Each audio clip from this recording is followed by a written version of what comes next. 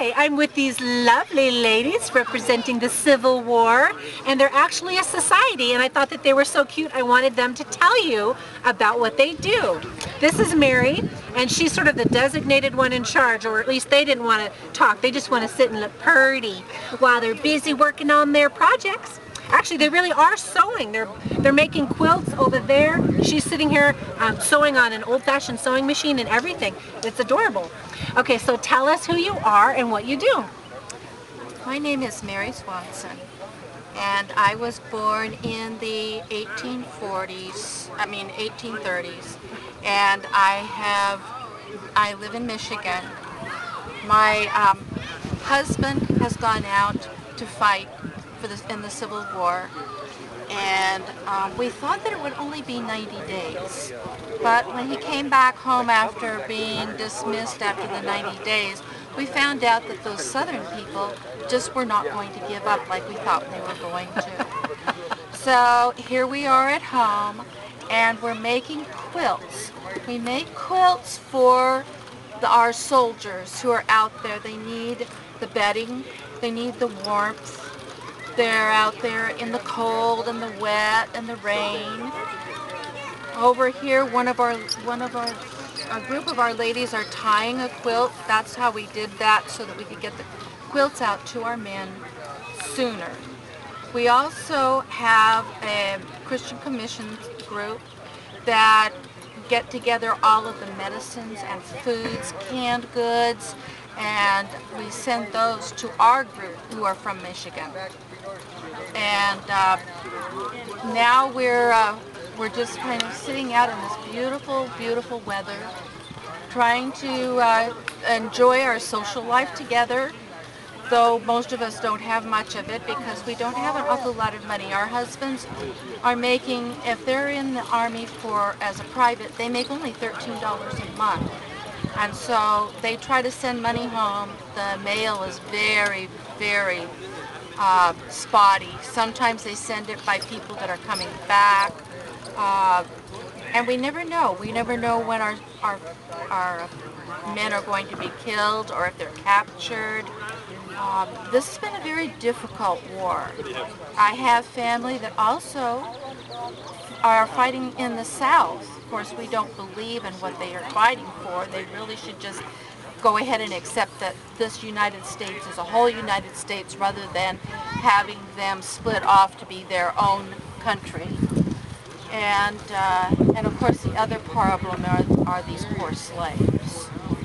You know, they have these big plantations down there where they abuse these black people, and they just treat them so badly, and we just don't believe in that. We don't believe that that is a Christian way to treat people. Well, she's good. She's totally into her role, isn't she? Okay, now for real, she's going to tell you who she really is and how she got involved in doing this. Hey, my name really is Mary Swanson, and she was really convincing though. I'm like, wow. And actually what happened is that after I came back from overseas, Louise called and asked if I wanted to join their group in a parade. And the name of the group is? The name of the group is the 6th U.S. G Company. And what it is they broke them down. The 6th U.S. was a regular federal group of military people. They weren't volunteers. And they were in San Diego from 1858 until 61 when they went back to be part of the Army of the Potomac. And our men represent that group, whereas we represent the women that would have been left at home.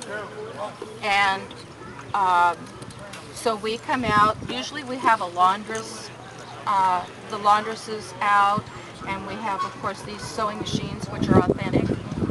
And we have all these ladies, most of them have made their own clothes. Wow. And they're dressed in period attire from the inside out. So it's just a great deal of history. We love sharing the history with children. Okay, let's see what's under that skirt there. Is it really authentic inside and out? Woohoo! Look at that. And of course, And of course. And the shoes, check out the shoes. yeah, the shoes are really elegant. Elegant. These are called Balmorals. They were popular back then, made by Queen Victoria. And don't you just have so much sympathy for the women wearing all of these clothes, especially the southern women? No, 12 you know pounds why? worth of clothes. Ooh, check out the guys walking by. Are those your husbands? Yep. Hi, honey. Aw, are they getting ready to go to battle? It appears that they're leaving for battle. Oh, okay. Well, then we're going to finish up our little chat here with these lovely ladies so that we can get to the battle scene. If you want more information, her husband has actually written a book. Show him the book.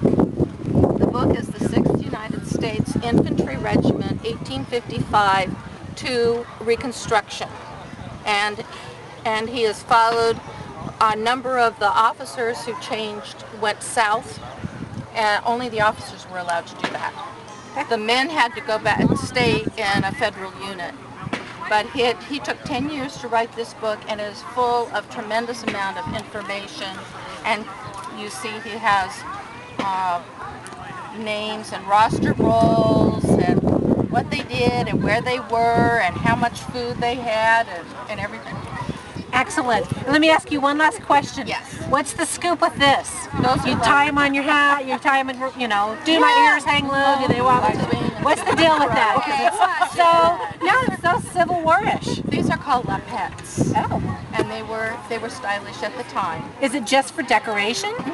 Because she's got the one where you tie it in a bow. Right. But this She one has a bonnet doesn't. on though. This is not a bonnet. Yeah, so it's just totally decoration. But women always wore a hat or head covering. Because that's proper. Yes. Yes. And And they stylish. also laced up their corsets good and tight because if they didn't, they were called loose women. Ooh, that's where that came from. Yeah. Interesting. Well, if you want to know more, I'll put some information on the website. And happy heritage hunting.